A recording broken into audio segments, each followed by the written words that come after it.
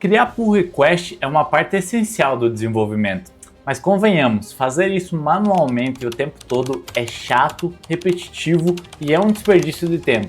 E se eu te dissesse que existe uma forma melhor e mais rápida de fazer isso? Se você trabalha em equipe, contribui para projetos open source ou apenas quer automatizar o seu fluxo de trabalho, esse vídeo é para você. Seja bem-vindo ao Manual do Front. Meu nome é João, atualmente eu estou Senior Software Engineer Front-End em uma empresa dos Estados Unidos e o meu objetivo aqui é fazer a sua carreira ser mais próspera do que a minha e em menos tempo.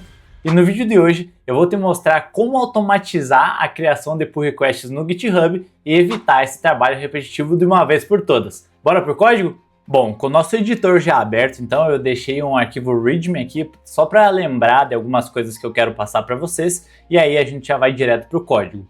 Então a primeira parte eu estou usando o sistema operacional macOS, a gente vai precisar instalar a CLI, que é a linha de comando do GitHub. Eu vou deixar esse link aqui para vocês, que é github.com, só que com o subdomínio CLI, aonde vocês vão poder pegar o comando para instalar isso de acordo com o sistema operacional que você estiver utilizando. Então se for Windows, se for Linux, não tem problema, a gente só precisa instalar, o meu já está instalado, mas para facilitar, eu deixei um git auth --help, que é o próximo comando. Ele vai mostrar, na verdade, o comando que a gente precisa executar. Então, após ter instalado a linha de comando do GitHub, a gente só precisa fazer o login. Então, nesse caso, você vai digitar git auth login, eu já estou logado nesse caso, e ele vai perguntar, ele vai pedir para você abrir seu browser e autenticar lá. Então, esse é um processo bem fácil.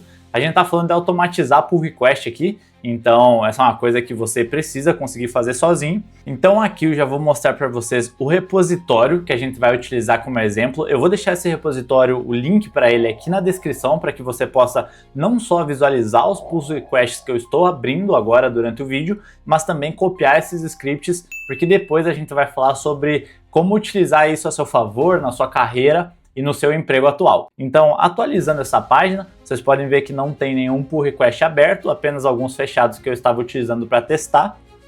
E aqui eu quero passar e mostrar para vocês os scripts que eu criei. Bom, então como esse é um projeto Node normal, a gente tem um package JSON e eu queria mostrar para vocês os dois comandos que eu criei para a gente executar durante esse vídeo. Aqui já é um spoiler, a gente vai ter uma versão mais simples desse script e uma mais complexa. E é por isso que eu criei esses dois scripts aqui. Vocês podem ver que para ambos eu estou seguindo o mesmo padrão. Então os dois começam com create e pull request, no caso PR, que é uma abreviação muito comum para pull request. E então a diferença é que um a gente tem a palavra simple e a outra a gente tem a palavra complex. Os dois vão chamar scripts diferentes. Então você pode ver que ambos estão dentro da pasta cmd de command, mas um é o arquivo simple.modulo.js e o outro é o complex. Partindo para esses scripts, vamos começar pelo simple e a ideia aqui é que eu consiga explicar para você tudo que esse código está fazendo. O primeiro ponto desse código é que a gente está basicamente chamando uma função main. Então toda vez que esse arquivo for executado, é uma função que ela está sendo invocada. Então deixa eu até minimizar aqui para facilitar um pouco. A gente tem a função main, a gente tem uma declaração que eu já vou explicar aqui e também tem alguns argumentos. Mas você concorda comigo que o único código que está sendo executado de fato, a função está sendo criada, a função main, mas o código que está sendo executado de fato é a declaração das constantes e essa chamada da função main, perfeito? E aí agora a gente consegue entender o que está sendo executado dentro da função main. Então, quando o nosso comando for executado, a gente vai ter a função main sendo passada e ela recebe título. Esse título ele está sendo desconstruído a partir da variável args, no caso da constante args. Essa constante args, ela basicamente está pegando os parâmetros que foram enviados quando a gente rodou esse comando. Então, deixa eu explicar para vocês através de um exemplo que fica mais fácil. Para a gente executar esse comando aqui, a gente precisa rodar npm run e o que a gente criou como script, perfeito? Então, nesse caso, a gente vai rodar npm run create PR simple, certo? Por quê? Porque é exatamente o que a gente escreveu aqui também, beleza? Então, nesse caso, a gente pode executar, só que como que a gente faz para mandar esse parâmetro que eu acabei de explicar para vocês? Aqui a gente está fazendo um slice em um argumento que ele vem do próprio process. Isso aqui é JavaScript puro funcionando com o Node.js. A gente pode ter outro vídeo para falar sobre isso, mas a ideia desse vídeo não é explicar esses fundamentos. Assim como eu também não vou estar explicando o que é um pull request, espera-se que você já saiba isso. Então, esse comando slice do JavaScript, ele basicamente, como a descrição diz, ele vai retornar uma cópia da seção de um array. Nesse caso, a gente está pegando a partir do segundo parâmetro e sem final ele vai retornar, ilimitado no caso, e ele vai retornar esses parâmetros para nós e eles vão ser armazenados na constante args. Essa constante args está sendo desestruturada e eu estou declarando mais uma constante aqui com o nome título. Então o que isso quer dizer? Que basicamente eu posso declarar um exemplo de título, esse seria o nosso parâmetro. Esse seria o parâmetro para a constante título, beleza? Então, se eu executar esse comando nesse momento, isso tudo aqui é o comando, eu posso basicamente pressionar Enter e o nosso script vai ser executado. O que esse script está fazendo dentro da função main? Basicamente, ele está dando um git fetch -all, também está dando um git push, tudo isso são comandos git, depois eu posso entrar em mais detalhes, mas eu estou planejando criar uma masterclass de git aqui, para que a gente vá além do básico e não escreva apenas git status, git pull e git push. E aí depois eu faço um comando, que é colocado numa variável let, depois na versão complex, que eu chamei aqui, na versão completa, vocês vão entender por que é let, e a gente cria esse pull request. Se a gente não tiver tido nenhum erro, beleza, o nosso comando executou, ele rodou o script sem erro. A ideia é que eu venha aqui, atualize a página e nesse momento a gente já consegue ver o nosso título aqui. Se eu abrir um pull request, vocês vão ver que ele está apontando da branch dev, que é a branch que a gente está utilizando nesse exato momento, para a branch main, que foi algo que eu passei aqui, ó. Vocês podem ver que está apontando para a branch main. Se eu voltar aqui para o GitHub, vocês vão ver que a nossa branch dev está apontando para a branch main e o pull request está aberto. Eu sei que parece muito simples, mas você consegue imaginar ao longo de uma semana, de meses, talvez até de anos, não apenas você, mas toda a sua equipe rodando apenas um comando npm que a gente já roda para iniciar o nosso projeto front-end, por exemplo, e o seu pull request sendo criado automaticamente? Mas para você não ter desculpa de falar que esse script é muito simples, eu gostaria de mostrar uma nova versão que eu fiz, onde a gente não só vai criar o pull request, mas a gente vai adicionar 3 coisas. A primeira são as tags, a segunda é a possibilidade de criar esse pull request como um draft para sua equipe, quem trabalha sabe a importância disso, e a terceira é poder adicionar esse PR no seu nome, então indicar que você é o responsável por aquele PR. Beleza? Então vamos começar. Aqui eu já estou com o nosso código aberto da versão completa, então vamos lá, vamos entender o que ele está fazendo. Vocês podem notar, como eu já expliquei antes, que a gente está desestruturando um parâmetro e aí a gente pode não ter apenas um parâmetro, mas sim mais do que um. E a ideia é que nessa desestruturação a gente consiga pegar tantas variáveis quanto forem necessárias ou quanto a gente quiser. Nesse caso, como eu prometi para vocês, a gente vai criar não só o título, mas também as labels e o status, que pode ser pronto ou draft. E aqui eu queria explicar para vocês uma coisa muito importante. Se a gente quiser que a nossa equipe toda use isso, é importante que a gente documente. Aqui eu deixei um comentário como exemplo, caso você queira utilizar, mas se você tiver algum local de documentação oficial da sua empresa, como o Confluence, para quem utiliza as soluções da Atlassian, é muito legal que você crie uma documentação para explicar para as pessoas como usar, porque ninguém começa a utilizar algo se a pessoa não souber como utilizar. Então a ideia aqui é que você consiga ler essa descrição e entender o que está sendo feito. Então se, por exemplo, eu passar o mouse sobre essa função main, quando a gente estiver chamando ela, a gente vai conseguir visualizar isso como parâmetro, o tipo, principalmente se a gente quiser criar esse código como TypeScript, por exemplo. Mas a ideia aqui, eu deixei 2 exemplos para a gente executar e a gente consegue ver que o título, obviamente, vai ser o título do nosso PR, labels são todas as tags ou labels que a gente deseja etiquetar no nosso PR. E aqui vale um disclaimer muito importante.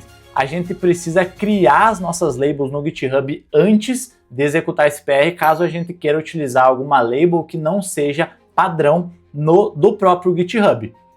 E aí, vale lembrar que se a gente quiser adicionar mais do que uma label, a gente só precisa separar elas com vírgula. E finalmente, nosso terceiro e último parâmetro é o status. Aqui funciona e está muito relacionado com a questão de documentar esse novo script. A gente quer que quem estiver utilizando tenha o menor ruído, a menor dificuldade possível para utilizar o nosso novo script, já que a gente está sugerindo isso para o nosso time. Então, eu deixei documentado que as duas opções são ready ou draft, porque basicamente o nosso PR ele é por padrão aberto para que você já possa receber o code review. Mas o GitHub, um tempo atrás, adicionou essa funcionalidade de criar um pull request como draft ou rascunho. Então, isso indica para os nossos colegas que o nosso pull request ainda está em desenvolvimento e geralmente eles não precisam revisar isso ainda. E aí eu deixei um caso, uma explicação bem específica aqui, que é case insensitive e o valor padrão é ready. Então, o primeiro ponto é que se você não enviar nada, o nosso script automaticamente vai entender que o valor padrão é ready. E isso quer dizer que ele é pronto. Você não precisa mandar nada e seu pull request vai ser aberto, assim como eu mostrei anteriormente na versão mais simples. Porém, se a gente quiser mandar como draft, a gente pode mandar esse parâmetro, e eu vou fazer nesse exemplo como draft, mas eu gostaria de chamar a atenção para vocês para esse trechinho específico do nosso código. Tá vendo que aqui eu estou passando o status qualquer que seja para uppercase? Isso quer dizer que eu não estou colocando a responsabilidade para quem for utilizar o meu script de saber que ele precisa mandar esse parâmetro como tudo em letra maiúscula, que seria o uppercase, mas sim que ele pode apenas enviar ready or draft, nesse caso, e eu vou interpretar isso da maneira que meu script demanda. E aí é por isso que a gente joga tudo para maiúsculo para facilitar as validações que a gente vai fazer na sequência. Então, duas coisas que eu queria explicar para vocês. A primeira é que para facilitar essa validação, ao invés de ficar utilizando strings e plain text, que a gente chama, que seria o texto puro, eu criei uma constante com os status possíveis de pull request para que a gente consiga utilizar isso como um enum. Se você não sabe o que é enum, deixa aqui nos comentários que eu também posso fazer um vídeo sobre isso. Então, se a gente estivesse utilizando TypeScript, a gente poderia utilizar esse enum, mas como a gente não está, vai ser um objeto mesmo, já é melhor do que fazer em texto puro. Isso são boas práticas de programação. E aqui eu estou criando o que a gente chama de syntax sugar para ter execuções assíncronas mais legíveis. Senão, toda vez que eu quisesse executar algo assíncrono aqui na nossa função, eu teria que utilizar essa biblioteca e ficar chamando o exec, que eu estou importando do child process. Tudo isso aqui é Node.js, então só o projeto sendo Node já vai funcionar. Você não precisa instalar nada mais. Só que a gente precisaria fazer um código mais feio, vamos dizer assim. E a ideia é que aqui seja fácil de entender, então eu criei esse syntax sugar, que é uma forma mais simples, mais legível de ler o nosso código, para executar toda vez que a gente precise de uma função assíncrona. Então você vai ver várias vezes que eu vou estar utilizando essa função assíncrona ao longo do meu código, beleza? E aí, outra função que eu criei para facilitar o nosso debugging e os logs do nosso script, é essa função que eu chamei de log. Ela nada mais, nada menos do que recebe uma mensagem que vai ser utilizada no log, obviamente, é o próprio log que a gente está enviando. E para ficar mais bonito e mostrar os passos de uma maneira sequencial, eu começo uma variável let no contexto global do nosso script e eu começo ela com 1.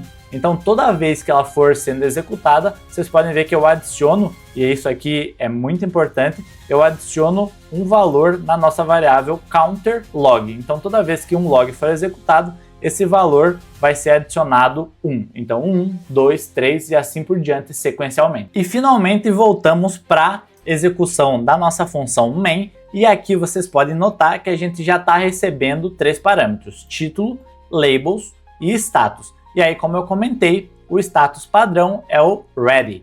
Então, beleza, o que a gente consegue olhar agora é que tem mais linhas de código sendo executada.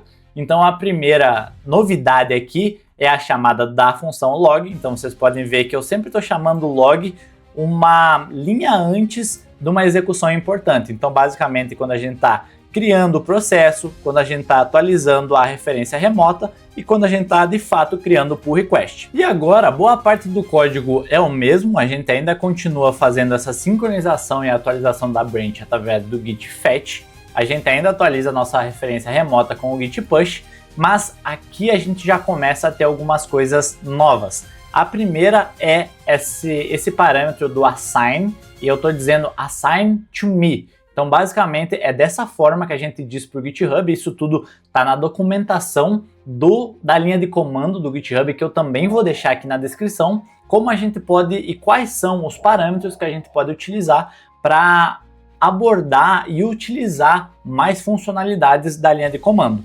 E o outro que a gente já consegue visualizar aqui é o parâmetro "-l", passando as labels que a gente enviou. E finalmente a gente tem um if, por quê? Porque se o status for draft, que é diferente do status padrão, a gente adiciona ainda mais um parâmetro que é o "-draft.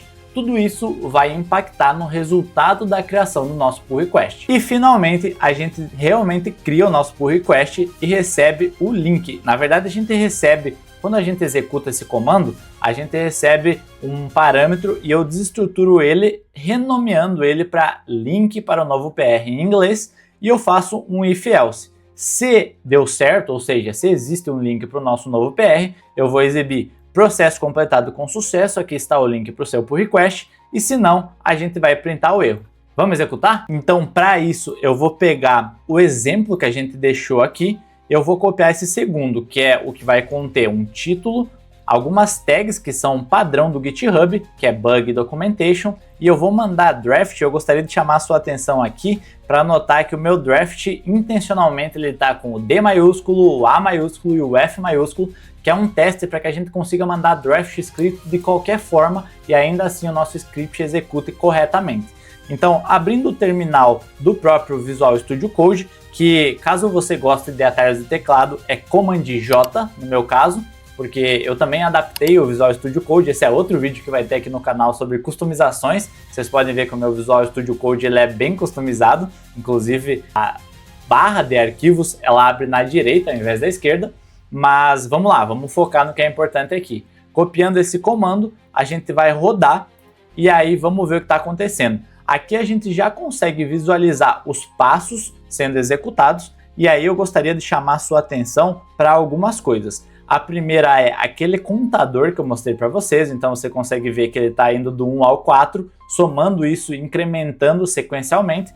E no final a gente tem o processo completado com sucesso, aqui está o link para o seu pull request. Se a gente abrir esse pull request, eu quero mostrar aqui para vocês, atualizando a página, aqui está o nosso pull request e você consegue ver que o status dele é draft. Então isso quer dizer que funcionou. Além disso, você consegue visualizar que eu assinei esse pull request para mim mesmo, certo? E adicionei os labels Bug Documentation, assim como a gente conversou. E aqui eu deixei as duas versões lado a lado para que a gente consiga visualizar as diferenças entre uma e outra. Bom, então aqui a gente consegue ver que esse PR não está assinado para mim enquanto esse está. Esse não contém nenhum label enquanto esse contém. E basicamente eu tive que fechar o primeiro porque senão a gente não conseguiria abrir outro pull request de dev para main, mas a ideia é que você veja que aqui a gente teve a opção, a gente escolheu abrir esse como draft, como um rascunho. E agora eu te pergunto, eu até vou ficar com a tela cheia aqui para perguntar para você, o que mais a gente poderia criar? Agora é a hora de você ser criativo, você pensar o que mais você precisa ou você tem que fazer todo dia que realmente faz você perder tempo e você poderia otimizar utilizando esse script. Quando eu implementei isso no meu trabalho, por exemplo, a gente tem um template que a gente segue e eu incrementei esse script para que a gente atualizasse o template.markdown e eu pudesse utilizar variáveis que eu capturei do próprio nome da branch que a gente tem. Então, como a gente tem um padrão para a criação do nome de branch, isso é muito comum no ramo empresarial, em projetos profissionais, é muito comum você ter padrões no nome da branch. Eu utilizei isso a meu favor, extraí todas as informações que eu podia e com isso, por exemplo, eu pego o número do ticket do Gira ou do GitHub, ou seja lá qual for o sistema que você estiver utilizando e você consiga mencionar isso no seu pull request. Às vezes você consegue até fazer o link entre branches, entre pull requests que já foram fechados. Agora é hora de você ser criativo e deixar essa criatividade resolver os problemas reais que você tem no seu dia a dia. Isso tudo até agora foi muito legal, certo? Só que é muito difícil a gente explicar uma coisa tão técnica para pessoas de negócio, às vezes até para o nosso líder que não é tão técnico, e tentar melhorar a nossa carreira, tentar conseguir um aumento, porque aqui de fato você está trazendo indiretamente dinheiro para a empresa. E como esse canal ele não entrega as coisas pela metade, eu gostaria de te sugerir uma forma de vender essa automatização de criação de pull request para que você consiga provar para o seu chefe, para o seu líder, no seu PDI, no seu one-on-one, como isso vai ajudar a sua equipe. Então, deixa eu compartilhar a tela aqui e a gente vai visualizar um slide muito simples que eu criei sobre a oportunidade de otimização. Basicamente, vamos fazer um exemplo aqui. Imagina que você criou 74 pull requests, certo? Esse é um número aleatório e nesses exemplos que eu fui dando, imagina que toda vez que você cria um pull request, você tem que atualizar o título, você assinala como autor, você adiciona labels, coloca uma descrição. Basicamente tudo isso a gente fez aqui, exceto colocar uma descrição e o ticket, certo? E vamos dizer que tudo isso leva em torno de 35 segundos. É óbvio que ganhar 35 segundos não muda o ponteiro de uma empresa e ninguém vai realmente dar muito valor para isso.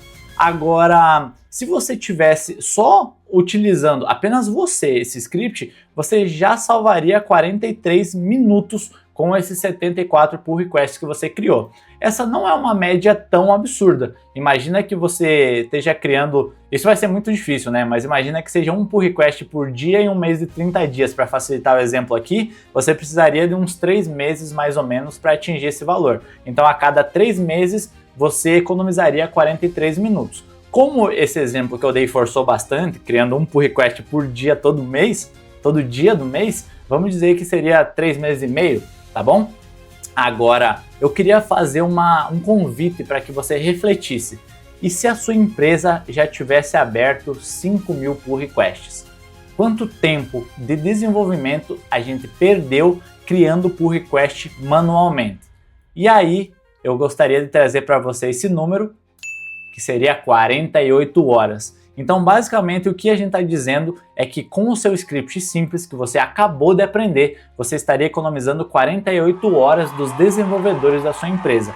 Isso é mais do que suficiente para você convencer qualquer líder a pensar no seu aumento. E aí, percebeu como automatizar a criação de pull requests pode economizar seu tempo e reduzir a chance de erros durante esse processo? Isso é só um exemplo de como automatizar tarefas repetitivas pode melhorar o seu fluxo de trabalho como deve. E quanto mais você otimizar e economizar esse tempo, mais você pode focar naquilo que realmente importa, que é criar um código de qualidade que realmente resolva um problema do seu cliente. E novamente, eu te convido a refletir.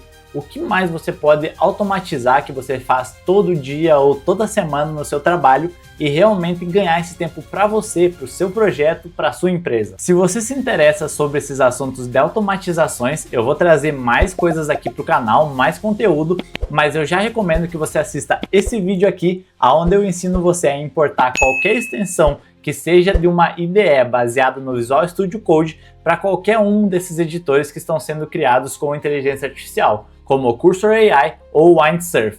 Vem comigo que eu te espero lá!